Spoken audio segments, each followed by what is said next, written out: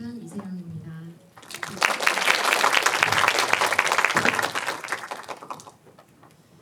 저희가 세영 배우님 출연작으로 이야기를 나누고 지금 출연하지 않으시며 이야기를 나누는 건 처음이었죠? 네, 수상모 지부일 때 같이 네. 말씀을 나눴었는데 이렇게 출연작이 아닌 영화로 관객분들과 함께 시간을 보내게 돼서 영광이고 오늘 재밌게 잘 해보도록 하겠습니다. 네, 어떤 이야기 들려주실지 정말 기대를 하면서 저도 왔는데요. 오늘 어마어마하게 더운 날이었죠. 오늘이 대서라고 하는 거를 저도 오늘 아침에 뉴스를 듣고 알았는데 1년 중에 가장 더운 날 이사를 보고 또 특별한 토크 프로그램까지 나누게 돼서 올 여름을 기억할 때 이날을 굉장히 오래 기억하지 않을까 하는 생각으로 우선 왔습니다. 영화 이야기 본격적으로 시작하기 전에 요즘 어떻게 지내셨어요? 근황만 간단하게 얘기하고 시작할까요? 저는 재혼나무라는 시리즈 촬영을 하고 있고요. 또 영화 크랭크인을 앞두고 있어서 두 가지 작품 준비하고 있습니다. 역시 바쁜 일정으로 또 여름을 보내고 계신 근황을 또 앞으로도 계속 팔로우 해주시겠죠? 작품이 또 공개될 때 또 만나뵈면 좋겠고요. 오늘은 소만신즈 감독의 이사를 이야기하는 날입니다. 이사 일단 어떻게 보셨어요? 강남의 전반적인 어떤 생각들 들었는지 소감부터 이야기해볼까요? 일단 처음 이제 봤을 때는 그 아역 배우만 정말 눈에 보였던 것 같아요. 너무 반짝반짝 빛이 나고 또 너무 잘하고 그래서 찾아봤더니 데뷔작이더라고요.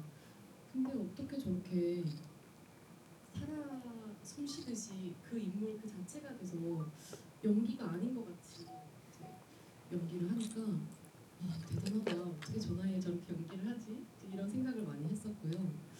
또 이 소마이신지 감독님이 진짜 한 장면 한 장면 모든 미장센이나 사운드나 의도하지 않은 부분이 없는 것 같다. 정말 디테일하시고 이게 처음 볼 때랑 두 번째 볼 때랑 보이는 것도 되게 다르고 이렇게 섬세하게 이제 표현을 하시나 하는 생각도 많이 했고요. 되게 드라마를 저는 좀 더 많이 했기 때문에 드라마랑은 좀 많이 다르다. 그러니까 말로 설명하기보다 되게 호기심을 자아내면서 그냥 뭐지? 하고 궁금해서 따라가 보면 인물이 뭘 향해 가는지 그냥 거기서 딱 보여주고 그러니까 그런 것들이 보면 되게 심플하면서 놀랍고 재밌고 그랬던 것 같아요. 전반적인 소감을 아마 비슷하게 영화를 보고 인상을 받으신 채로 지금 객석에 다들 앉아 계신 게 아닐까라는 생각해보고요. 영화가 폭풍우 치는 밤에 시작을 하잖아요. 그리고 여느 집에서 잘 쓸 것 같지 않은 굉장히 예리한 가게 삼각형 식탁의 가족이 둘러앉은 모습으로 이 영화에서 주인공과 가족의 풍경이 소개가 처음 되는데요.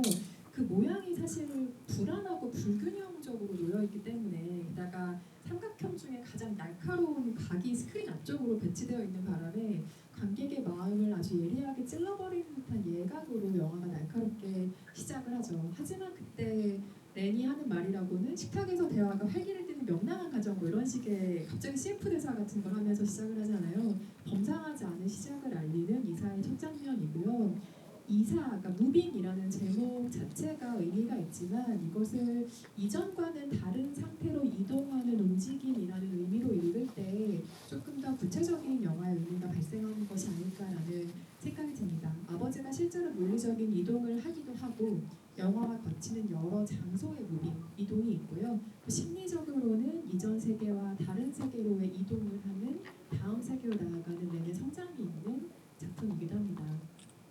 아까 렌이 너무 생생하다. 어떻게 저 나이에 저런 연기를 할 수 있을까라고 하셨지만 사실 본인도 하셨잖아요. 어릴 때 연기를 하셨던 걸 생각하면 처음 이세영 배우 등장하고 여러 작품에 출연했을 때 저희가 느꼈던 감상을 사실 아까 얘기해주신 셈인 거죠. 비슷한 나이대, 그 영화 속에 렌을 연기한 배우와 비슷한 나이대에 스크린에서도 이미 여러 캐릭터를 연기하셨는데 정말 잊을 수 없는 9살 인생의 우림도 있고 당당하게 이름을 밝힐 수 있는 여자 장우림 또 있고 여선생대 여제자의 미남도 있고 13살 수아의 수아도 있고 아주 다양하게 이세영 배우가 어린이 시절에 붙여왔던 캐릭터들이 떠오르는 영화이기도 한데요. 현장에서 어린이로서 직접 캐릭터를 연기할 때 보던 현장의 어떤 느낌이 있고 그 이후에 어린이가 주인공인 영화를 성인이 돼서 볼 때 좀 달리 보이는 것들이 있을 것 같아요. 눈여겨보게 되는 것도 좀 있지 않을까 싶기도 하고요. 저는 그냥 했고요. 이렇게 연기한 이제 어린 배우들이 연기한 작품들을 볼 때는 정말 매번 놀라는 것 같아요. 어떻게 저렇게 연기를 하지? 나는 전화할 때 저렇게 못했던 것 같은데 그런 생각을 많이 했고 그 아까 그 예리한 이등변 삼각형 그 식탁 말씀하셨잖아요. 거기서부터 일단 범상치 않았던 것 같아요. 그 이 아이가 그 둘 사이에서 자기가 말하지 않으면 그냥 침묵만 이어지는 그 식탁에서 막 눈치도 보고 이렇게 저렇게 분위기 전환을 시도해보고 그리고 아빠가 이렇게 나가니까 눈치를 보는 그 표정이나 이런 게 너무 매력적이고 이 친구 너무너무 반짝반짝 빛이 난다. 그래서 영화 끝날 때까지 너무 그 매력에 빠진 것 같아요. 저는 그 나이 때 그렇게 연기를 못했고 마치 이 친구는 저는 연기를 했는데 이분은 저보다 있으시죠? 80년생이시니까요. 네. 예. 와 그냥 그 인물 자체로 살아 숨쉬는 것 같더라고요. 되게 그리고 절제된 듯한 감정 표현들 그게 너무 놀라웠어요. 말씀하신 모든 표현에 동의를 하지만 나는 저 나이 때 저렇게 하지 못했다라는 표현엔 저는 절대 동의할 수가 없고요. 혹시 이세영 배우가 어린이 시절에 스크린 연기를 하는 거 혹시 보지 않으신 분들이 있다면 이 날 이후로 한번 챙겨보십시오. 굉장한 어린이가 또 그 안에 있습니다. 소마이 신지 감독의 영화를 이 영화로 처음 보신 분들도 오늘 많이 아마 계시겠죠. 소마이 신지가 이제야 우리나라에 조금씩 소개되기 시작한 조금 늦게 당도한 일본의 편지 같은 감독인데요. 곧 8월에 여름정원이라는 작품도 개봉을 하는데 작년에 태풍 클럽이 소개가 됐고 지금 이사가 두 번째, 그 여름정원까지 3개의 소마이 신지 영화가 1년 사이에 소개가 되는 셈입니다. 3개 영화 이미 다 보신 것으로 알고 있는데 그 영화들에서 감지한 소마이 신지라는 감독의 매력이 무엇일지도 궁금하고 이게 굉장히 과거의 영화들이잖아요. 오늘 우리가 본 이사도 93년도 영화인데 아주 오랜 시간을 건너서 우리에게 이 당도한 그 시차가 또 어떻게 느껴졌는지도 궁금하기도 했어요. 어떤 영화를 보면서 여러 가지 생각을 했지만 아이들의 굉장히 관심과 사랑이 크다라는 생각을 했고 또 어른들이 방치하고 있다는 생각도 좀 들었어요. 특히 태풍 클럽에서는 어른들을 거의 안 보여주고 배제시켜 놓거든요. 그래서 시차를 말씀하셨지만 사실 그때 어떤 사회적 어떤 문제들이 지금도 계속 반복되는 게 아닌가 하는 생각. 그래서 지금 봐도 전혀 어떤 어떤 그런 거리감이 느껴지지 않는 작품들이었고 또 색감이 너무 청량하고 예쁘다. 그 세 작품 모두 여름 배경이었고 또 어떤 인물들의 감정이 어떤 날씨나 숲 흔들리는 숲 이렇게 표현되는 걸 보면서 되게 아무튼 감동도 많이 받고 되게 좀 놀라웠던 것 같아요. 개성 있고 창의적이고 딱 한 가지 답으로 내리는 게 아니라 어떤 생각의 여지를 되게 열어주는 그런 연출이었던 것 같아서 되게 어렵다 하면서 봤습니다. 어렵지만 매력이 있고 조금 더 탐구해보고 싶은 세계이기도 하고 말씀하신 것처럼 역시 성장은 여름인가? 이런 생각이 들 만큼 여름의 계절감을 담아내는 감독이기도 한데요. 소마이 신지가 어떤 영화를 만든 세계를 갖고 있는 감독인지 잠시 얘기를 들려드리고 이야기를 이어가려고 합니다. 오늘 보신 이사라는 작품은 원작이 따로 있습니다. 히코 다나카라는 사람이 쓴 소설인 오히코시, 이게 일본어로 이사라는 제목인데요. 한국 제목으로 한국으로는 2개의 집으로 출간이 된 원작 작품이 있고요. 사실상 부모가 별거를 한다, 나아가 이혼을 한다. 그래서 아이에게 아빠 집, 엄마 집 2개의 집이 생긴다라는 설정 정도를 제외하고는 완전히 좀 다른 톤 앤 매너를 가진 어린이 동화책, 그리고 오늘 보신 이사라는 작품으로 분리가 된다고 설명드릴 수 있을 것 같고요. 소마이 신지 감독은 원래 도쿄의 대학에서 법학을 전공하던 사람이에요. 그런데 그걸 중간에 그만두고 리카츠 프로덕션이라는 굉장히 유명한 프로덕션에 입사를 하게 됩니다. 리카츠 프로덕션에서 8년 동안 로망 포르노 장르를 많이 제작을 하면서 연출부로 참여를 하게 되는데요. 이때 여기에서 발굴된 지금 동시대 영화 감독들이 굉장히 많죠. 그리고 1980년에 독립해서 2001년에 사망할 때까지 총 13편의 작품을 만든 영화 감독입니다. 그래서 한국의 기획전, 특별전 등을 통해서 소개가 된 적이 있지만 정식 개봉을 한 것은 태풍클럽 이후 이사가 지금 2번째고요. 예전에 만들어진 영화가 어떻게 지금 2020년대 다시 우리에게 당도하게 되었는가 하면 지난해 공개된 태풍클럽은 1985년도 작품인데 이게 먼저 2023년에 4K 화질로 복원이 됐습니다. 그리고 그 다음 배급 차례가 이제 세계적으로 이사가 된 건데요. 이 작품은 93년도에 칸국제영화제에서 주목할 만한 시선 부문에 상영을 했던 작품인데 이게 2023년에 복원 과정을 거치게 돼요. 베니스 국제영화제 주도로 다시 복원 작업을 거치게 되고 이후 세계 시장에서 다시 순회하듯 개봉이 시작된 것이 바로 1, 2년 사이에 벌어진 일이기도 합니다. 이 영화의 각본가로는 오쿠데리 사토코라는 각본가가 참여를 했는데 이름을 들으면 낯설으실 수도 있겠지만 호소다마모토 감독의 늑대아이라는 애니메이션을 각본했었던 사람이기도 합니다. 호소다마모토 감독이 이 영화를 보고 저 영화의 각본가와 같이 일하고 싶다라는 마음으로 일하게 돼서 만든 작품이 바로 이후에 등장하게 된 늑대아이라는 작품이고요. 소마이 신지를 평가하는 여러 가지 말들 가운데 가장 인상적인 것은 일본의 평론가인 타스미 시게이코가 남긴 말입니다. 소마이 신지를 일컬어서 이 사람은 이렇게 이야기하고 있는데요. 일본 스튜디오 시스템의 종말과 독립영화 부흥을 잇는 잃어버린 고리라는 설명을 하고 있습니다. 그만큼 일본의 뉴웨이브를 이끈 아주 대표적인 인물로서 우리에게 조금 시차를 두고 늦게 찾아온 아주 저명한 감독이라는 설명을 드릴 수가 있겠습니다. 이사 속의 주인공 렌은 한 번 보면 정말 잊히지 않는 캐릭터예요. 아까 잠깐 그 렌의 매력을 감지하는 것에 대해서도 이야기를 해주셨지만 그 독보적인 캐릭터의 매력을 어떻게 생각하셨는지 너무 궁금하고 또 그 배우가 연기했기에 느낀 또 매력이 어떤 것이었는지 조금 더 구체적으로 얘기 나눠볼까요?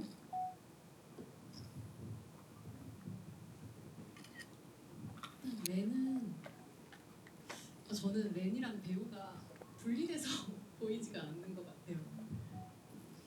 원래 조금 장난기가 있는 것 같아요. 예를 들면 그 남자 후배 남편 아버지의 직장 후배랑 집에서 얘기하면서 장난칠 때 렌이 보고 있잖아요. 그때 거기서 조금 뭔가 열이 받죠. 그래서 그 다음 장면에서 이렇게 물을 이렇게 놨는데 뭔가 어른들 살짝 그 목욕하는 장면들이 좀 클리셰잖아요. 근데 아이가 이렇게 하니까 너무 귀여우면서 예쁘고 또 위트 있고 이제 그런 장난기 있는 모습이나 이런 것들이 많이 보여지는데 이 캐릭터 자체가 조금 개구진 면도 있겠지만 이 배우도 되게 개구지고 장난기가 많지 않을까 하는 생각을 많이 했어요. 엄마 이렇게 복싱으로 때리고서 도망갈 때도 보면은 문 앞으로 도망가는데 저게 애드립일까? 아니면 실제 대본에 나와 있었던 장면일까? 그것도 좀 궁금했고 이 사람 자체가 너무 사랑스럽고 장난기 있는 사람이어서 조금 캐릭터에 묻어나는 게 아닐까 하는 생각을 했거든요. 저는 렌의 재미있는 지점 중에 하나가 알만한 건 아는 나이라는 점인 것 같아요. 그러니까 이보다 더 어려도 사실 이 느낌이 안 나올 것 같고 이보다 조금 성장한 시기에 같은 일을 겪고도 아마 이 느낌이 안 나올 것 같다. 딱 이 12살, 13살 요 무렵에 여자아이가 부모의 별거를 통해 겪을 만한 감정을 그렸기에 이 영화가 정말 매력 있는 것 같다라는 생각이 들었는데 실제로 속이 깊은 부분이 있어요. 아빠랑 식탁에 마주하고 있을 때 아유 이 양반이 혼자 뭐 제대로 먹고 살 수나 있을지 걱정을 하는가 하면 어머니가 술을 너무 많이 마시고 집에 들어왔을 때 이웃들이 우리 엄마를 어떻게 볼까 하면서 걱정을 하면서 주의를 줄 줄도 아는 그러니까 타인의 시선과 평가를 아주 정확하게 인지하기 시작한 나이. 학교에 가면 이게 어쩌면 놀림거리나 나를 따돌릴 만한 어떤 요소가 될 수도 있다라는 걸 감지하기 시작한 나이에 부모의 별거는 아마 이 아이에게 굉장히 큰 영향이겠죠. 그리고 부모들은 번번이 그 마음을 놓쳐버리죠. 마치 기린 인형을 아버지가 잡지 못하고 슬로우 화면으로 무심하게 계단 밑으로 떨어지는 장면을 보여주는 것처럼 놓치게 되는데요.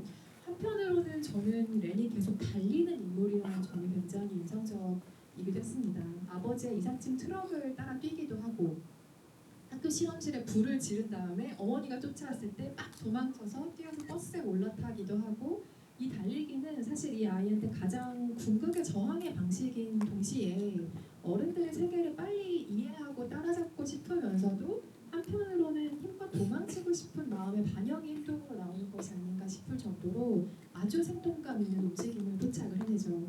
이 렌을 연기한 배우는 타바타 토모코라는 배우였는데요. 이 역할을 연기할 배우를 찾기 위해서 정말 많은 오디션을 이 제작진이 보았다고 합니다. 그러다가 전통 일식집을 대대로 운영하는 타바타 가문에 초등학생 딸이 있다라는 이야기를 듣게 된 거예요. 그래서 그 이야기를 듣고 이 어린이를 만났는데 이 어린이가 달리고 막 이런 모습을 가만히 유독 관찰하다가 어린아이인데 왜 이렇게 얘는 느리게 움직이지라는 생각을 감독했대요. 그래서 침착하다는 게 아니라 평소 행동이 느리기 때문에 달릴 때 유독 빠른 느낌의 어린아이라는 인상을 받았다고 합니다. 그래서 평소에 기쁨이든 노여움이든 슬픔이든 행복 같은 걸 조금 많이 쌓아두고 사는 아이가 아닐까라는 생각에 렌으로 캐스팅을 했다고 하고요. 80년생이라 이 영화를 찍을 때 배우의 나이는 13살이었습니다. 이후에 피와 뼈라는 최양일 감독의 영화로 2004년에 일본 아카데미상에서 여우조연상을 수상하기도 하고 지금도 꾸준하게 활동을 하고 있는 배우이기도 합니다. 렌과 비슷한 나이에 자기의 경험을 또 떠올리게 되는 작품이기도 한데 이세영 배우님은 이 나이 때 어떤 어린이였다고 생각하세요? 스스로는?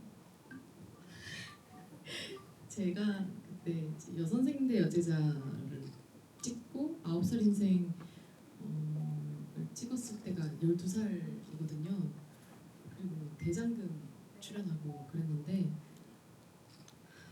그 제가 나중에 커서 들었는데 그 기자님이 어떤 이제 질문을 주셨는데 제가 뭔가 그 아이한테 아이니까 조금 놀리듯이 물어보신 게 아닌가, 나를 아이라고 무시하시나? 그러니까 좀 되게 존중받지 못한다는 그 생각이 들었나 봐요. 제가 저 몇 년째 이 일을 하는 저는 그런 아이였기 때문에 제가 너무 부끄럽더라고요. 그래서 조금 아무래도 어른들 사이에서 이제 일을 많이 하다 보니까 저는 이제 렌이랑은 반대로 조금 감정이나 어떤 그런 속도들이 조금 빨랐던 것 같아요. 눈치채거나 하는 것들이. 그러나 어린이로서 느꼈던 불안은 뭐 비슷비슷하게 모두가 있을 거라고 생각을 하고요. 그렇지만 저는 그때도 극강의 T였던 것 같습니다. 뭐 만약에 저였다면 뭐 되게 감정이 흔들리고 하겠지만 어쩔 수 없는 일이라고 그냥 체념하고 받아들이거나 그랬을 것 같아요. 근데 제가 당사자가 아니니까 정말 이걸 겪어보지 않으면 모르는 일인 것 같습니다. 아마도 사회생활 너무 빨리 시작해서 정말 말씀하신 것처럼 어른들의 세계를 어깨너머로 빨리빨리 보고 배워야 하고 또 말하자면 혼나지 않기 위해 자기 몫을 제대로 해야 하는 좀 터프한 어린 시절을 보낸 셈인 거잖아요. 그래서 아마도 그 일상생활에서 평범하게 학교를 다니는 어린이들이 느꼈던 불안감은 대처하는 방식도 완전히 달랐을 것 같다는 생각도 듭니다. 인상적으로 남는 장면들이 굉장히 많은 작품이긴 한데요. 이재용 배우는 어떤 장면들 기억에 남으세요? 정말 너무 많았던 것 같아요. 처음에 급하게 학교에서 뛰쳐나와서 막 달리잖아요. 그 연두색 티셔츠를 입고 그러면서 이쪽으로 쭉 뛰면서 길 건너편을 계속 가요. 그러고서 쭉 가면 이삿짐 차가 있고 그래서 왜 자꾸 저쪽을 이렇게 껑충껑충 뛰어가지고 보지 하면은 이제 아빠가 있는 데로 가고 그러니까 그런 부분도 그냥 좀 보였던 것 같고 거기에 뭐가 있는지 굳이 보여주지 않잖아요. 또 엄마가 아이가 아빠 집에 간 사이에 이제 귀가했을 때 혼자 방문을 아주 조금 열어서 보고 다시 닫는데 그때도 굳이 보여주지 않고 그런 것들도 많이 좀 보였던 것 같고 또 엄마가 먼저 그 둘만의 계약서를 위반을 하잖아요. 그러고서 엄마가 말한 대로 빨래를 걷고 하다가 되게 레즈는 그래도 착하구나, 되게 어른스럽다 생각을 했는데 갑자기 뚜벅뚜벅 가서 엄마가 먼저 이제 계약을 위반했으니까 이런 느낌으로 푹 찢는 거예요. 그래서 저는 그게 너무 웃겼어요. 그러고 그 다음 장면에 보면 엄마가 봤을 때 완전 산산조각 갈기갈기 찢어놓고, 그러니까 되게 느리지만 감정 표현이나 이런 게 뭔가 명확하고 되게 야무진 친구 같다. 그러니까 너무너무 매력있다는 생각을 했고 또 색감도 조금 궁금했어요. 그 어떤 이게 현실이고 이 문제를 완전히 인지한 순간부터는 다시는 연두색을 입지 않더라고요. 그 렌이 잠옷은 초록색인데 빨간색, 노란색, 그리고 흰색 그렇게 입고 그런 어떤 의상의 색깔 이런 게 다 좀 의도된 건가 하는 생각도 들었고 또 많은 분들이 이 장면을 꼽으실 것 같은데 저는 엔딩 장면이 조금은 연극같이 모든 이제 물건들이 되게 정말 대놓고 소품인 것처럼 뭔가 이렇게 하면서 그 시간의 변화를 한 테이크로 보여주는 그 장면이 되게 인상적이었고요. 그 렌이 과거의 렌을 안아주는 그 바닷가에서의 장면도 저는 되게 씁쓸하고 인상적이었던 것 같아요. 이후에 그 마지막에 자기가 자기를 안아주는 신에 대해서는 조금 더 이야기를 다시 나누도록 하고요.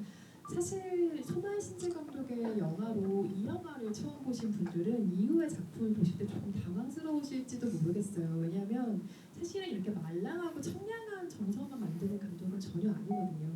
태풍클럽 같은 작품을 보신 분들이라면 그 에너지를 조금 감지하실 텐데요. 소만 신지가 가지고 있는 그 불균질한 에너지가 가장 구체적으로 튀어나오는 장면은 렌이 화장실에 자발적으로 본인을 가뒀을 때 장면이죠. 이때 아마 촬영 상황을 생각해보면 매직아워 안에 찍느라고 정말 온갖 고생을 배우들이 했을 텐데 그 좁은 복도에서 4명의 어른이 거의 얽히고 설켜있는 이 장면의 씬을 볼 수가 있습니다. 아마도 결혼 생활에서 드러나지 않았던 것, 그러니까 왜 이 부부가 결국에는 별것까지 선택할 수밖에 없었는가에 대한 감정적인 촉발이 처음으로 드러나는 장면이고 카메라 각도도 굉장히 이전과는 다르게 폐쇄공포증을 부를 정도로 갑갑한 앵글을 사용하고 있습니다. 갈라진 관계 그리고 균열이 어떠한 폭력성을 가져오는지에 대해서 구체적으로 보여주는 장면이기에 인상이 깊은 장면이고요. 이 장면을 포함해서 이 영화에서는 롱테이크 장면을 굉장히 많이 감지하실 거라는 생각이 듭니다. 사실 롱테이크라고 하는 것이 전 세계에서 소마의 신지 한 명만 쓰는 기법은 당연히 아니죠. 그런데 이 롱테이크 안에서 배우들에게 얼마나 자율성을 열어주는가는 조금 다른 차원의 문제인 것 같습니다. 배우의 움직임과 표정을 포착하는 방식과도 이 소마의 신지 롱테이크가 관련이 있다는 생각이 드는데요. 질주하고 싸우고 분주하게 그 역동하는 배우들의 움직임에 공간을 열어주는 카메라로서의 롱테이크를 사용하고 있다는 인상을 주는 거죠. 말하자면 인물들이 공간을 그냥 자유롭게 다니도록 내버려 두는 거죠. 대표적인 장면으로는 집에서 나즈나와 렌 사이에 갑작스러운 술래잡기가 벌어지는 장면 같은 것들을 꼽을 수가 있겠습니다. 그래서 이 소마의 신재 감독이 쓰는 롱테이크는 인물의 어떤 표정의 미묘한 변화를 잡아낸다기보다 행동의 변화에서 더 많은 것들을 포착할 수 있는 여지를 열어주는데요. 이를테면 걷다가 갑자기 뛴다. 웅크리고 앉아있다가 움직인다. 술 취한 나즈나가 갑자기 바닥을 기어서 시어머니의 사당 앞에 가서 신세한탄을 한다.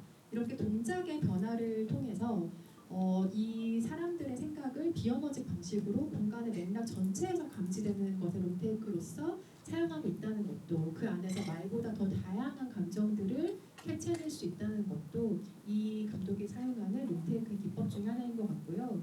원작 소설이 있다라고 아까 잠깐 이야기를 드렸는데 그렇다면 사건이 어떤 식으로 진행이 똑같이 되는가가 궁금하실 것 같지만 사실상 별거한다는 설정 외에는 같은 게 하나도 없고요. 비와호에 가는 것도 어릴 때 비와호에 갔던 사진을 보는 정도로만 제시가 되기도 하고 엄마가 처음에 계약서를 내밀었을 때 다시 그 내용을 고쳐서 렌이 자기만의 계약서를 넣는 장면도 있고 뒷부분의 축제부터의 장면은 사실상 이 영화가 거의 만들어낸 장면이라고 봐도 좋을 정도로 원작과 차이가 있기도 합니다. 렌이 너무 독보적인 매력이 있긴 하지만 렌을 제외하고 여러 인물들이 등장을 하잖아요. 렌을 제외하고 가장 흥미로웠던 캐릭터는 누구일까요? 그 콧구멍으로 오카리나를 보는 친구 있죠. 저는 그 아이를 잊을 수가 없어요. 분명히 저의 어린 시절에도 그 친구가 있었던 것 같아요. 가장 매력적인 캐릭터가 아닐까 생각합니다. 그 캐릭터 진짜 매력 있죠. 아까 그 늑대아이의 각본을 쓴 각본가와 같이 이야기를 썼다라는 말씀을 드렸는데 어린아이에 있는 그대로의 존재의 감수성을 그 오카리나 장면을 통해서 표현해준 것이 아닌가 싶고 아이들은 사실 갑자기 되게 기이하게 행동하고 얘기를 하잖아요. 예를 들면 뭐 말씀하신 코로 오카리나 연주하거나 미노루가 야 지금도 간신히 봐줄 만한데 뭐 이런 식의 얘기를 한다던가 그런 식의 포착까지 놓치지 않고 잡아낸 것이 이 영화의 각본상의 특징이라는 생각이 들고요.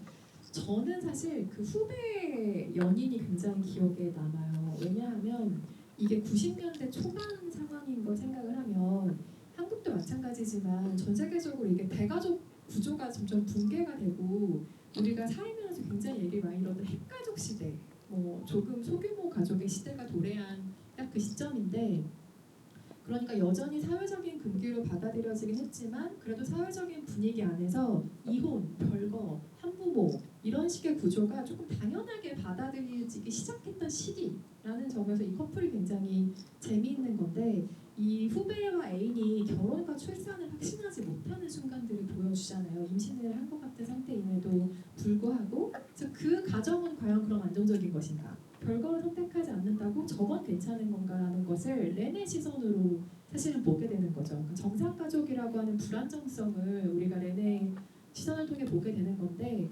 대화를 엿듣잖아요. 그 둘이 하는 대화를 엿듣고 그렇다면 렌은 자연스럽게 머릿속에 이런 질문을 심게 되겠죠. 그럼 나는 왜 태어났지? 우리 엄마 아빠 나를 왜 낳았지? 라는 의문을 가질 법한 구조를 그 커플을 통해 심어준다는 점도 사실 굉장한 캐릭터의 어떤 밀도를 보여주는 장면이라고 할 수가 있겠습니다.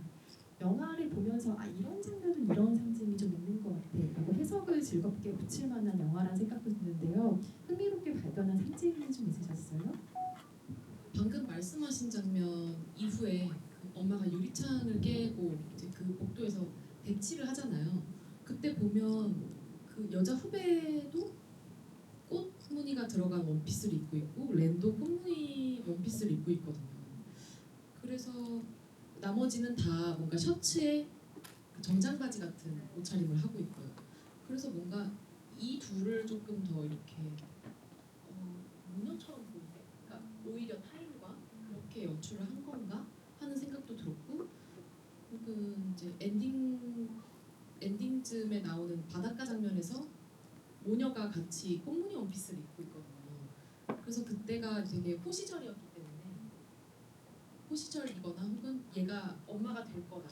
그래서 나중에 아이를 낳으면 그 아이 또한 렌처럼 될 거고 이 후배 또한 그 렌의 엄마처럼 뭔가 괴로워한다거나 그런 걸 암시하는 걸까 하는 생각을 조금 했고요.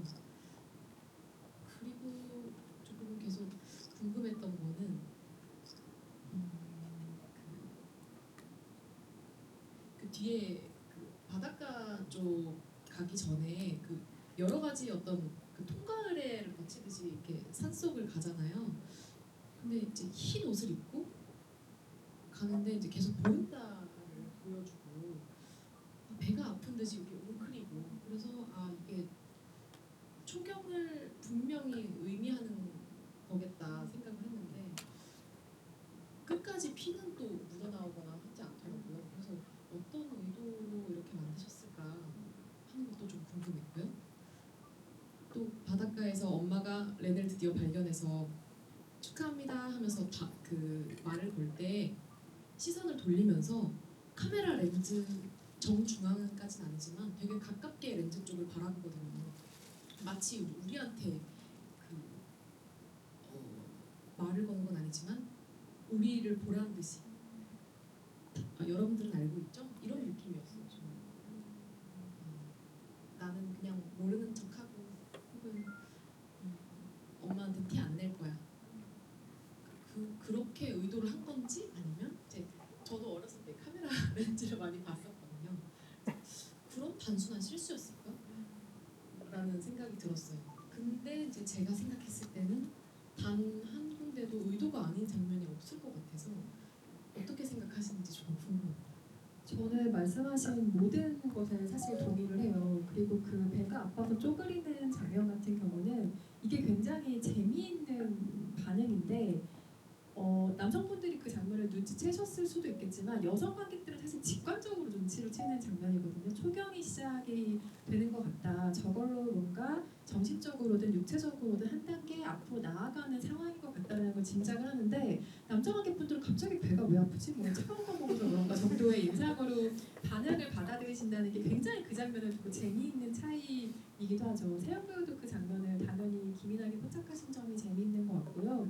사실 렌즈를 바라볼 때 렌의 모습은 저는 생각하지 못했던 부분이에요. 그런데 여러 가지 의미가 있겠네요. 방금 말씀하신 의미 해석이 저는 맞다고 생각하지만 예를 들어 그 장면을 현장에서 너무 많이 찍다가 감독한테 그만 좀 찍어라는 느낌으로 다가봤을 수도 있지 않을까 하는 생각 들긴 하지만 태연 배우님 해석이 너무 좋으니까 우리는 이렇게 믿고 가는 걸로 하죠. 제가 생각한 이 영화의 가장 중요한 세부 중에 하나는 비입니다.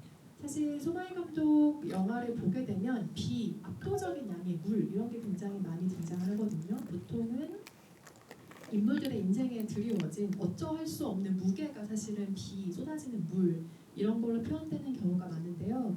영화에서 렌이 비가 그쳤으면 좋겠어 라고 말하는 초반 장면이 있어요. 근데 장마를 사실 사람이 어떻게 물리적인 힘으로 막겠어요. 그러니까 부모의 별거를 막을 수 없는 것처럼 인물에게 육박해오는 정말 신경쇠약에 걸리기 직전에 압박해오는 무언가로서 영화에서는 물, 수영장, 샤워실, 비 이런 걸로 소나이 신지 감독이 표현하는 경우가 많은데요. 한 장면이 더 있죠. 마트에서 그 같은 반 친구를 만났을 때 처음에는 싸우다가 갑자기 친구가 됐죠. 마트에서. 그러다가 함께 비탈길을 올라갔을 때 아버지의 새 애인의 임신 소식을 듣게 되잖아요. 그 친구로부터. 그럴 때 렌의 불안은 갑자기 쏟아지는 비로 표현이 됩니다. 그런 식으로 인물에게 가해지는 심리적인 압박을 그런 물리적인 형태로 표현한 것이 바로 엄청난 양의 비라는 해설을 드릴 수가 있겠습니다.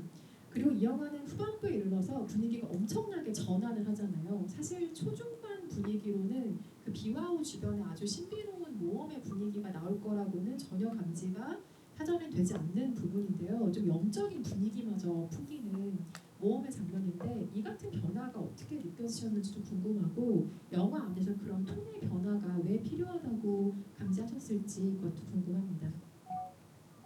저는 그 시기부터가 조금 한 단계 넘어가는 변곡점 같은데요. 그 뒤에부터는 크게 사건이 없거든요. 근데 그냥 어떤 사건이 아니라 이 감정으로 서사로 그냥 끌고 가는 느낌인데 더 인물에 집중하기 위해서 그러지 않았을까 하는 생각도 했고요. 세 단계 조금 변화가 있었던 것 같아요. 제일 마지막에는 이렇게 무슨 문 같은 데를 이렇게 통과하는 것 같고 그 의식을 치르듯이 흰 옷을 입고 있잖아요. 처음부터 흰 옷을 입고 갔는데 물에 맞아서 받은 옷도 또 하얀 옷이고 그러고서 이제 그 산속을 헤매는 장면들이 처음에는 불길 때문에 되게 붉게 보이다가 어느 순간부터는 되게 푸르게 그 달빛을 받아서 푸른 조명으로 이렇게 보이고 이제 세 번째는 그 문을 통과하면서부터 이제 물과 불과 바다 그렇게 다 보이는 이제 그 해안가로 이제 이동을 했던 것 같아요. 근데 그 말씀하신 것처럼 그 여름을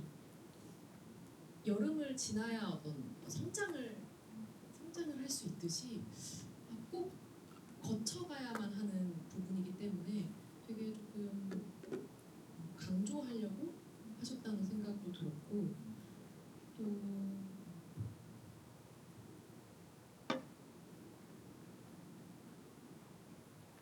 까먹었어. 조금 이따가 다시 네네. 이어갈까요? 사실 이 영화는 굉장한 사실주의야. 방금 설명하신 초현실주의가 완전 이렇게 혼합된 느낌을 주는 영화인데 불의 이미지가 어떤 식으로 활용됐는가를 한번 살펴볼 필요가 있을 것 같습니다. 그러니까 불꽃놀이를 처음에 그 밧줄이 장면에서 등장을 하다가 들판의 불놀이로 다시 그 불의 이미지가 전환이 되고 이후에는 숲에 피어오른 밤안개라든지 호수에서 펼쳐지는 맛들이 그러니까 이 아이만 볼 수 있는 맛이라든지 좀 대담한 분위기의 전환이고 몽환적인 터치 후반부로 계속해서 흘러가는데 그 과정을 통해서 렌은 부모의 갈등, 부모의 별거가 자기가 통제할 수 있는 범위 안의 일이 아니라는 것을 점점 깨닫게 됩니다. 그리고 그것이 더 중요한 것은 내가 뭘 해서가 아니라는 것. 그러니까 자신의 행동 때문에 빚어질 결과가 아니라는 걸 그제야 이해하기 시작하는 후반으로 가게 되는데요. 여기로 가기 전에 노인을 잠깐 만나는 장면이 있잖아요. 아이를 하늘로 오래전에 떠나보낸 노인의 사연이 잠깐 등장을 하는데 거기서 아주 중요한 깨달음을 하나 얻게 되죠. 옛 추억이라는 거는 한 손으로 셀 수 있을 정도는 충분해. 가로 열고 네가 지금 갖고 있는 것도 언젠가는 잊어버리고 무언가만 남는 일이 될 거야라는 깨달음을 그제서야 알게 되죠. 이후에 비와로 주변을 계속 탐험하는 렌의 모험이 등장을 하는데요. 사실 렌은 처음에 여러 가지 애를 썼죠. 엄마의 규칙을 거부하기도 해보고 말씀하신 것처럼 갈기갈기 찢어도 보고 아빠한테 숙제도 내주고 그 숙제 답을 듣기도 하지만 결국 성장이라는 거는 그런 식으로 이루어지지 않는 자기 혼자서 어떻게든 끝내야 하는 방학 숙제 같은 것이죠. 그래서 이 감독은 이 영화를 만들고 나서 자신을 받아들인다는 것이 무엇입니까라는 질문에 항상 이렇게 이야기를 했다고 해요. 왜 부모가 나를 낳았을까라고 묻는 것이 나를 받아들이는 것이 아니라 좋든 싫든 일단 태어나버린 이 세계 안에서 스스로의 자리를 찾아가는 것이 자신을 받아들인다는 것, 성장의 의미라고 생각합니다. 라는 답변을 늘 내놓았다고 하는데요. 렌이 처음에 학교 연구실에 불을 지를 정도의 강단이 있는 아이잖아요. 몰라 하면서 불을 막 내버리는 장면이 있는데 불이라는 건 사실 이 렌한테 굉장히 좀 안 좋은 것들이었거든요. 예를 들면 아버지가 사진을 태울 때도 불을 사용하잖아요. 그렇게 생각하면 불이라는 거는 기억을 계속 뺏어가는 어떤 것이죠. 없애버리는 것, 뺏어가는 것. 그런데 마츠리에서 그러니까 축제에서의 불을 생각해 보면 사람들이 불을 피우는 이유는 그 해의 수확을 축하하기 위해서잖아요. 여름의 어떤 축제 분위기를 달구기 위해서고 그걸 통과한 렌은 불이 좋지 않은 것이 아니라 정화의 힘을 가지고 있는 무언가라는 것도 깨달아갑니다. 그래서 이 모든 과정을 통과했을 때는 기억이라는 것이 불을 통해 사라진다기보다 그냥 내 삶의 어딘가로 시간과 경험으로 간직되는 것이라는 과정을 불타는 마치리 수레를 통해서 깨닫게 되는 것이겠죠. 그때 대사가 참 인상적이에요. 과거를 떠나보내면서 축하합니다라는 말을 하거든요. 그 정말 탁월한 대사라는 인상을 저는 받았는데 그 마음은 어떻게 유추해 보셨어요? 축하합니다 라는 말을 건네는 렌의 마음은? 저는 일단 조금 궁금했던 게 우리가 새해 인사하면 새해 복 많이 받으세요 이렇게 정해진 어떤 관용어 같은 표현들이 있듯이 그런 표현을 원래 하는 것인지 좀 궁금했고요. 일단은 축하한다는 말과 웃고 있는 표정과는 정반대로 저는 그 장면이 뭔가 진정한 성장이라기보다는 뭔가 되게 처절해 보이고 절규하는 것 같고 어쩔 수 없이 성장해내야만 하는 성장을 강요받은 느낌이었어요. 성장보다는 성숙된 느낌이었거든요. 그래서 아이가 웃고 있는데 그리고 돌아와서도 불을 피우잖아요. 그래서 이게 지금은 이제는 긍정적인 의미로 이제 불을 스스로 피우는 것인가 하는 생각도 지금은 들지만 영화를 보면서는 저 웃는 얼굴이 살짝 진심에서 우러나오는 게 아니라 웃어야만 해 하면서 웃는 표정인가 하는 생각도 들었거든요. 일단 그 축하합니다라는 대사 자체가 어떻게 저런 대사를 생각해 냈을까 너무너무 그리고 되게 그 축하합니다라는 말을 할 때 그 과거의 그 행복했던 시절을 이렇게 보다가 갑자기 엄마 아빠가 아무 말도 없이 되게 좀 섬찟하게 뒤로 이렇게 가잖아요. 그때 렌이 과거의 자기 자신을 뭔가 좀 지키려는 거지. 되게 다급하게 갑자기 축하합니다 라는 대사를 하거든요. 뭔가 그 장면에 스스로를 보호하기 위해서 다급하게 한 말 같아서 저는 되게 대비되는 축하한다는 말이 되게 처절하고 더 쓸쓸하게 느껴졌던 것 같아요.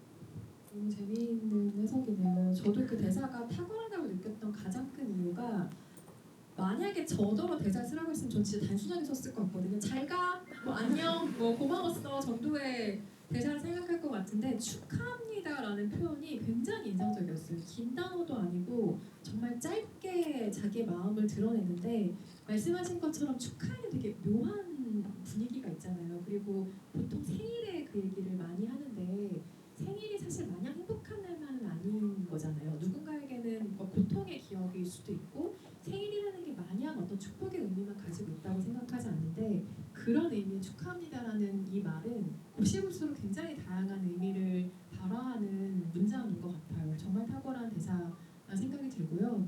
그 마지막 장면까지 보고 나면 그리고 엔드 크레딧 장면에서 아까 세영 배우가 짚어주셨듯이 여러 시간을 통과하면서 교복을 입은 것까지는 우리가 보게 되는데 이후엔 대체 어떤 아이가 되었나 너무나 궁금한 상상을 안고 영화관 밖을 나서게 되잖아요.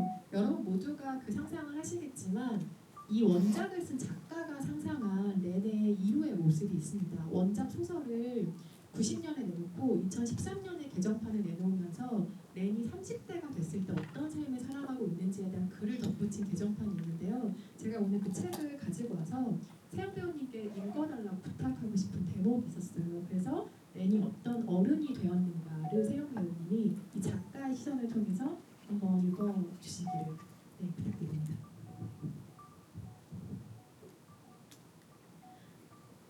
아파트라 하니 우리 부모님이 헤어졌을 때 신문 사이에 있던 아파트 광고지에 그려진 구조를 유심히 보고는 했던 생각이 나네요. 정말 다양한 구조가 있었어요. 저는 그걸 보면서 다양한 가족을 상상했습니다. 사이좋은 부모와 아이 한 명, 사이좋은 부모와 언니 동생, 사이 나쁜 부모가 등을 돌리고 자는 침실과 부모가 싸우는 소리가 들리지 않도록 자기 방에 틀어박혀 있는 아이, 엄마와 딸만 있는 집, 아빠와 딸만 있는 집 등등. 아침은 식탁에서 어떤 식사를 할까? 욕실은 아이가 부모에게 항의하며 버틸 만큼 충분히 넓은가? 온 가족이 거실에서 텔레비전을 볼 때 소파에는 어떤 순서로 앉을까?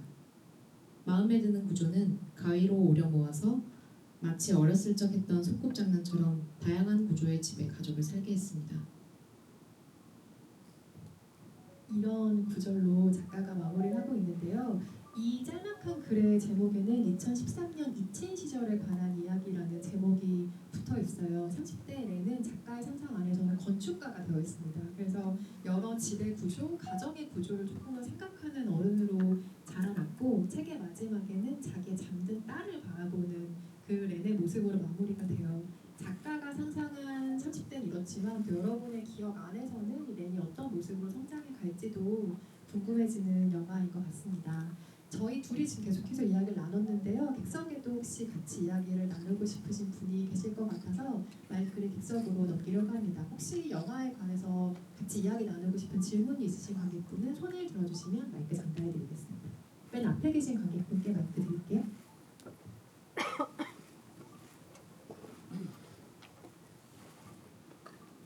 안녕하세요.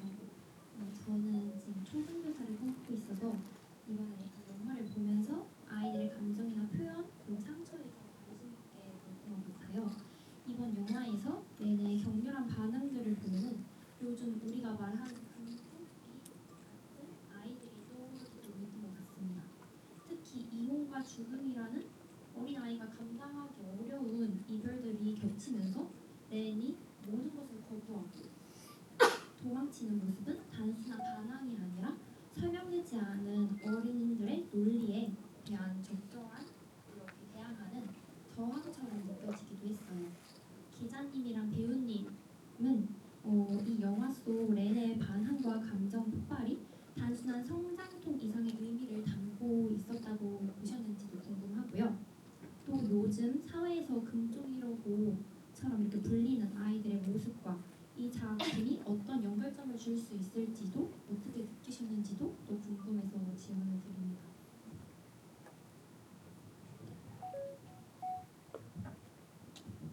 개인적인 생각이기 때문에 제가 먼저 답변을 하겠습니다. 저는 영화를 보면서 너무 자연스럽다고 생각을 했던 것 같아요. 이 아이의 행동, 자연스럽게 노출이 되는데 그 뉴스에 연쇄 방화범에 대한 이야기가 나오잖아요. 근데 보면은 되게 알고 보면 아무것도 아닌 별거 아닌 이유로 그냥 불을 지르고 그래서 렌도 이게 되게 이상한 행동이 아니라 그냥 그렇게 불을 낼 수도 있구나 하는 생각으로 조금 받아들였고요. 또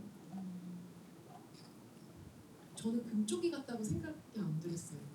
그리고 아이들은 무조건 부모의 탓이다, 부모 잘못이다 그런 생각을 했어요. 아이 앞에서 아이가 그렇게 눈치 보게 하는 것도 학대이고 저는 너무 렌이 안타까웠습니다. 그 렌처럼 안 하고 싶었어요. 그래서 렌이 하는 모든 행동들에는 어떤 이 아이가 느낀 이제 감정과 이유들이 다 있을 텐데 어쩔 수 없이 이 아이는 애어른이 되어 가겠구나 그런 생각이 들었습니다. 좋은 선생님이 되시길 바랍니다.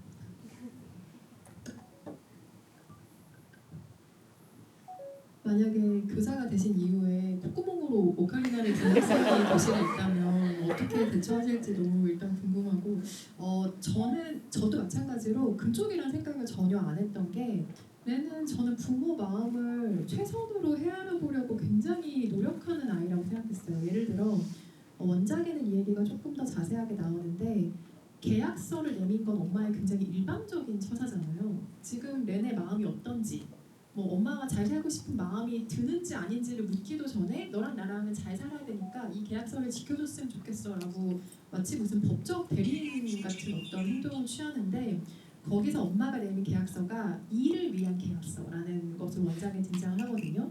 그때 아까 제가 렌이 다시 계약서를 고쳐서 내미는 설정이 원작에 있다라는 말씀을 드렸는데 그때 렌이 어떻게 고치냐면 일을 위한 계약서가 아니라 3-1을 위한 계약서라는 이름을 다시 달아요. 그러니까 우리는 3명인데 지금 한 명이 빠져 있다라는 거죠. 그러면서 부제가 우리 서로 사랑하잖아 라는 계약서를 내밀거든요. 그만큼 가족이 지금 어떤 태도를 취해야 되는지 사실 구체적으로 더 많이 고민하는 건 렌이라는 생각이 들고 성장톤 이상의 행동이긴 하죠. 왜냐하면 성장이라고 하는 게 저는 지나와서 잊을 뿐이지 진짜 죽을 만큼 욕쓰는 일이라고 생각하거든요. 내가 이해할 수 없는 세계를 받아들이는 일이기도 하고 나는 참았는데 엄마 아빠는 왜 이걸 참지 못하는 건지에 대한 스스로 답도 찾아야 되고 변화하는 몸도 자기가 본능적으로 적응을 해야 되고 거쳐야 될 게 너무 많은 시기예요. 그런데 이미 지나왔기 때문에 우리가 노인의 말처럼 기억할 수 있는 몇 가지만 가지고 있기 때문에 그냥 그 용수던 시절을 기억을 세세하게 못하는 것뿐이죠. 성장이라고 하는 건 어떤 순간에는 그렇게 죽을 만큼 애를 써야 정말 렌이 여기서 한번 죽었다 깨어난 것 같은 환영으로 보이기도 하는데 그런 정도의 애를 써야 넘을 수 있는 게 또 한 단계 나아가는 시간의 어떤 역설이기도 하다는 생각이 영화를 보면서 들었습니다. 저도 좋은 선생님이 되시길 바랍니다. 다음 또 이야기 나눠볼까요? 혹시 또 질문 있으신 관객분? 저쪽 가운데 줄 쪽에 계신 관객분께 마이크 드릴까요? 손 잠깐 다시 들어주시겠어요? 네.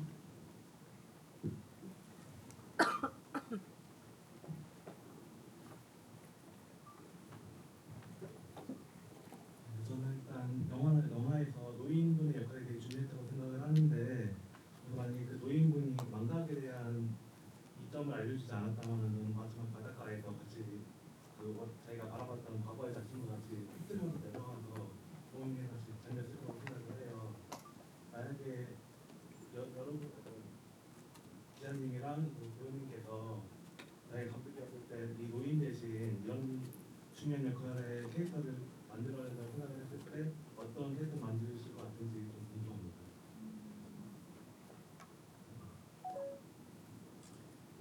생각하실 시간을 잠깐 드릴까요? 먼저 하시겠어요? 좀 더 그럴듯한 답변을 네. 저는 좋은 연출자가 될 수는 없을 것 같습니다. 노인을 대체할 분은 생각이 안 나고 이렇게 뭔가 렌에게 도움을 주는 인물로 저는 그 학교 친구 그 되게 통통한 남자 친구 있잖아요. 그 친구가 어떤 이렇게 해봐 하면서 어떤 방식을 어떤 한 방법을 좀 제안해 준 것처럼 어떤 친구도 뭐 우리 엄마가 그러는데 뭐 뭐 어른들은 그렇대 이러면서 또 레나하고 소통을 할 수도 있지 않았을까 하는 생각이 좀 듭니다. 저는 이미 시간을 아주 오래 겪은 노인이라는 점도 좋았는데 그 사람이 자식을 잃은 사람이라는 설정이 훨씬 중요하다고 생각했어요. 그러니까 이미 곁에 나이든 딸도 있지만 언젠가 어느 시점에 자식을 잃었고 그래서 렌의 입장에서는 나이든 아빠와 딸이 어떤 모습으로 있을 수 있는가를 보여주게 되는 하나의 모델링처럼 느껴졌을 것 같기도 하고 또 하나는 아이가 하나 없는 가정이라고 하는 건 렌의 입장에서는 자기가 알던 정상가족의 형태는 아닌 거잖아요. 아빠가 있고 엄마가 있고 아이가 있어야 되는데 이 집에는 할머니도 없고 아이 하나도 이미 없다고 할아버지가 이야기를 해주잖아요. 만약에 제가 소마이 신지 감독이었으면 물론 이렇게 훌륭한 얘기를 만들지 못했겠지만 우리 사회가 소위 정상가정이라고 부르는 가족을 만나게 했을 것 같진 않아요. 예를 들어 뭐 한부모 가정과 살아가고 있는 아이의 모습을 보여준다거나 아니면 어떠한 이유로 가족이 아닌데 가족처럼 살고 있는 사람들을 만나게 한다던가 이런 식으로 지금 너가 알고 있는 세 명의 관계가 깨졌지만 3 빼기 1이 됐지만 그게 불완전한 걸 의미하는 건 아니라는 어떤 깨달음을 줄 수 있는 가족의 형태를 그 장면에 등장시키지 않았을까 하는 생각을 해봅니다. 굉장히 흥미로운 질문인데요. 감사합니다. 마지막 질문 혹시 있으시면 하나 더 받아볼까요? 이세영 배우님이 한번 질문해 주실래요? 미안해요. 무거운 질문. 두분 나을까요? 그럴까요? 네, 그럼 맨 앞에 계신 분께 먼저 마이크 드리고.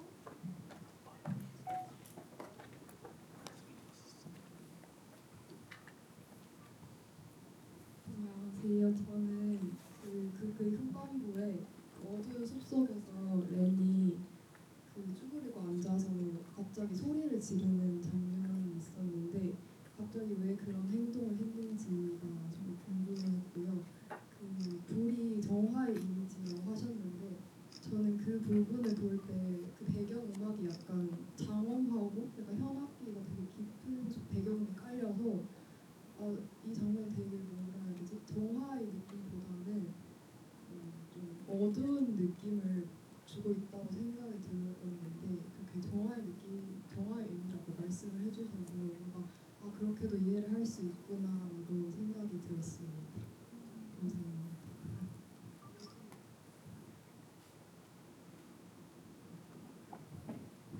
저는 워낙 그 앞에서부터 아이들이 이상한 행동하는 걸 많이 봐가지고 그 교실에 보면은 그 오카리나 분은 아이뿐만 아니라 그 뒤에 지나가는 정말 한 명 한 명이 거기 실제로 살아 있는 애 같아요. 막 이상한 춤추는 애도 있고요. 야 연기를 정말 잘한다고 생각했거든요. 어떻게 저렇게 연기를 할까? 그래서 그냥 뭔가 자기도 뭐라 표현할 수 없는 감정을 그냥 분출한 거라고 생각을 했어요. 그 어떤 정화의 의식으로 향해 가면서 한 단계 관문을 넘어 이제 그 새벽의 불빛을 받으며 이제 산속을 갈 때 조금 뭔가 감정 표출을 하는 게 아닌가라는 생각을 했고요. 이거는 자세한 답변을 이제 기자님께 부탁드리고 또 그 흰색 옷이 뭔가 의식을 치르는 것 같기도 하지만 정화의 의미가 있잖아요. 그래서 불이랑 어떤 여기서는 어떤 의도로 그런 음악과 연출을 하신 건지 저도 궁금합니다. 글쎄요. 일단 그 음악에 대해서부터 얘기를 하면은 사이구사 시게아키라고 일본 영화음악을 굉장히 많이 담당했던 음악 감독의 음악인데 말씀하신 것처럼 아빠가 오토바이 타는 장면부터 음악의 톤이 조금 바뀌잖아요. 그 전에는 굉장히 발랄한 오카리나 베이스의 음악들이 들리다가 갑자기 굉장히 장엄한 분위기의 음악으로 바뀌는데 말씀하신 것처럼 저도 어떤 포인트는 이게 좀 장송곡처럼 진원곡처럼 들리는 어떤 느낌마저 있기도 했어요. 그래서 말씀하신 것처럼 후반부에 렌이 하얀 옷을 입고 그 숲속을 헤매는 장면은 어떤 의미에서 한번 죽었다 깨어나는 것처럼 보이기도 해요. 완전히 다른 존재로 다시 나아가야만 가능한 어떤 성장을 겪는 과정으로 보이기도 하는데 그런 의미에서 그 음악이 굉장히 잘 붙었다는 생각이 들고 이것은 어떤 그 영화 기자라기보다 그냥 관객 1로서의 입장인데 인간적으로 소리 지를 장면 하나 줘야 된다고 생각합니다. 그러니까 너무 답답한 상황이 많고 어린아이가 감내해야 될 상황이 너무 많잖아요. 저는 그 장면도 안 줬으면 소마이지츠 감독이 좀 너무하다고 생각해요. 그렇게라도 소리를 지를 수 있는 아이로 남을 수 있어서 오히려 다행이라는 생각을 했던 장면입니다. 시시한 답변이네요. 죄송합니다. 보면은 아이가 울어도 소리 내서 우는 장면이 하나도 없어요. 누워서 울 때도 눈물이 흐르지도 않고 그냥 이렇게 딱 맺혀 있고 화장실에서도 그 엄마가 유리창 깬 이후에 이제 화장실에서 혼자 울잖아요. 그러니까 그때도 소리 하나 내지 않고 있거든요. 그 소리 지르는 것도 막 되게 과격하게 막 왜 이런 식으로 소리 지르는 게 아니라 뭔가 야호 하듯이 그냥 소리를 지르거든요. 그러니까 이게 뭔가 아이답지 않다는 생각을 했어요. 아까 어디서 손 드셨어요? 이쪽 끝에 계신 분이 맞아요? 나 영화 너무 잘 봤습니다. 제가 궁금한 거는 이제 렌이 극 중에서 13살 초등학생인 나이잖아요. 근데 만약 렌이 중학생이나 고등학생 그 나이도 사실 미성숙한 나이기도 하고 되게 뭔가 사춘기도 조금 겪고 그럴 텐데 만약 렌의 나이대가 그렇게 중학생 또는 고등학생일 경우에 렌의 감정이나 뭔가 크게 특별한 특징 그런 게 어떻게 조금 바뀌었을지에 대한 질문입니다.